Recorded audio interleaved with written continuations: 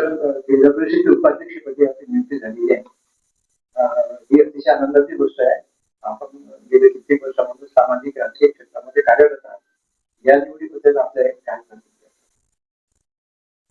ही निवड म्हणजे खऱ्या अर्थाने पक्षाने दिलेला न्याय आहे. जे पंचवार्षिक जो अनुभव मला आहे ते अनुभव पाहता त्या दृष्टिकोनातून आणि बाकी आपण समाजात वावरत असताना जी सामाजिक बांधिलकी जपतो आणि पक्ष सुद्धा त्या गोष्टीचं लक्ष ठेवून त्या पद्धतीने न्याय देण्याची भूमिकाच पक्षाची राहिलेली आहे आणि त्यामुळेच मला हे पद मिळालं. आपण कुठल्या सर्कलमधून माझं बाबरा सर्कल आहे फुलंब्री तालुक्यामध्ये.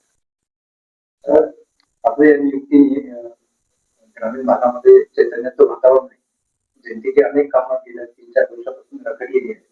या कामांना गती मिळत असेल लोकांची जनतेची अपेक्षा आहे. आणि खऱ्या अर्थाने तर मी 2007-8 ला ज्या वेळेला मी पहिल्यांदा निवडून आलो जिल्हा परिषद मध्ये 7 ते 12चा कालखंड होता. त्याच्यानंतर 12 ते 17च्या कालखंडामध्ये मध्यंतरीचा जो एक लेडीजला सुटलेला जागा होती त्यावेळेला मी बाजूला राहिलो त्यावेळेला, परंतु कंटिन्यू 12 नंतर सुद्धा 17 पर्यंत मी कार्यरत राहिलो आणि आपण जरी किती स्वतःला बाजूला केलं तरी जनता ती मान्य करायला तयार नव्हती आणि त्या हक्काने मला काम सतत सांगतच राहिले आणि मी लोकांमध्ये राहिलो.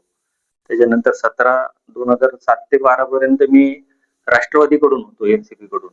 त्याच्यानंतर मग 2017 ते 22 पर्यंत भारतीय जनता पार्टी आणि 22 ते 26 पर्यंत जो मधला कालखंड गेला तर जे कार्यरत राहणारे काम करणारे व्यक्ती असतात तर ते आविर्भावातच असतात की पद आपल्याकडेच आहे आणि खऱ्या अर्थाने लोकांनीच त्या पद्धतीने ते जवळीक साधत सतत काम करत सांगत राहिले ते आणि आम्ही काम करत राहिलो. आज आपण ज्या पक्षामध्ये आहात आपल्या कार्याचे त्यांनी कौतुक केलं किंवा आपल्याला न्याय दिला असं आपल्याला वाटतंय. मी अत्यंत समाधान आहे. त्याचं कारण हे असं आहे की ज्या नेत्यांमध्ये आपण वावरलो, जे आमचे ज्येष्ठ नेते आहेत, आदरणीय केंद्रीय मंत्री दानवे साहेब असतील, आदरणीय बागडे साहेब असतील, की ज्यांचा कार्यकाळ आम्ही जवळून अनुभवला आणि आज जे कार्यरत आहे ते अनुराधाताई चव्हाण आता जे आमदार आहेत आमचे, हे सतत म्हणजे अशा पद्धतीनं वारसा आम्हाला मिळालेला आहे की सदैव लोकांमध्ये राहणारे आणि लोकाभिमुख काम करणारे. कारण आपण पाहत आहेत की आमचा फुलंब्री विधानसभा मतदारसंघ तर असं झालेलं आहे की गाडीमध्ये बसल्याच्या नंतर जर एखाद्याला झोपही लागली तर दुसरा मतदारसंघ बदलला की त्याच्याही लक्षात येतं जो प्रवास करतो त्याच्या.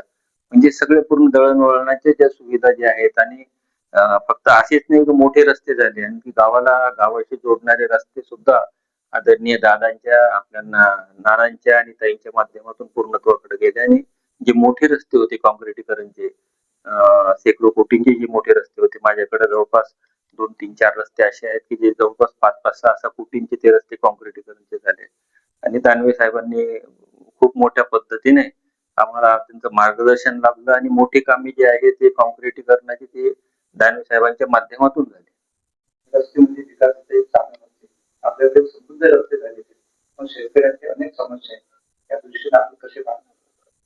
वैयक्तिक लाभांच्या योजना जे या कालखंडामध्ये 2014 पासून आजपर्यंत जे वैयक्तिक लाभांच्या योजना शेतकऱ्यांच्या पदरात पडले, मला असं वाटतं की ते कमी नाही आहे, परंतु सगळ्यात मोठा प्रश्न, बिकट प्रश्न आमच्या समोर आहे तो आहे की ज्या शेतकरी ज्यावर जगतो तो जो मालाला जे भाव भेटले पाहिजे, कापूस असेल, मक्का असेल, ते आमचे नेहमीची जी मोठी पिकं आहेत त्या पिकाला पाहिजे त्या पद्धतीचे भाव मिळत नाही आणि त्यातून मार्ग कसा काढायचा, कसा सुकर मार्ग काढायचा त्याकरता शासन त्या पद्धतीने धोरण आखतंय.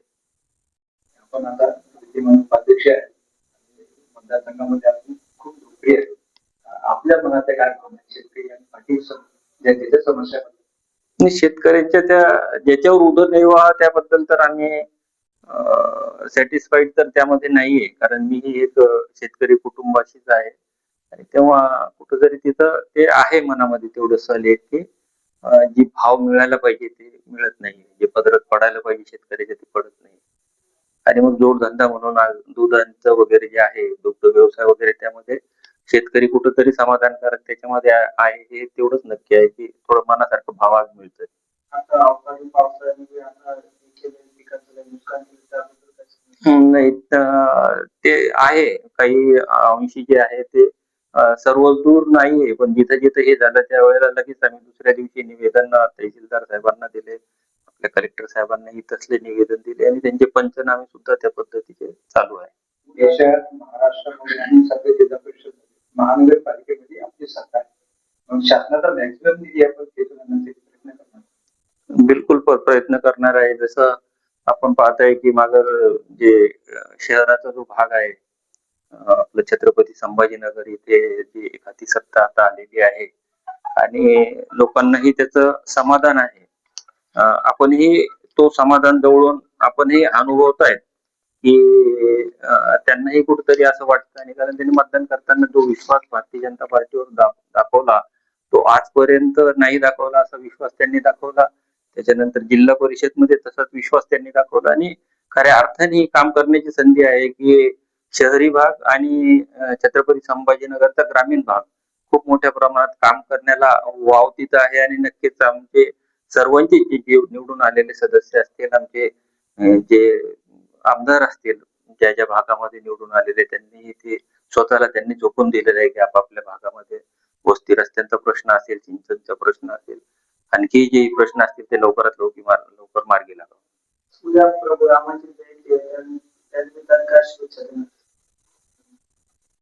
शुभेच्छा तर आमच्या रक्तातच भिनलेली गोष्ट आहे आणि आपण सांगताय ते नक्कीच त्याला तर ते दिसूनच येत आहे आणि प्रभू रामचंद्र फक्त एक दिवसाकरता नाही तर कायमस्वरूपी 365 दिवस त्या गोष्टींचं अनुकरण आहे ते डोक्यात असतं, तेव्हा मग ते आमच्या कृतीमध्ये असतं. माझं नाव जितेंद्र चंदनलाल जयस्वाल, बाबरा सर्कल, कोल्हापूर, जिल्हा परिषद उपाध्यक्ष. Subscribe now and press the bell icon. Never miss an update.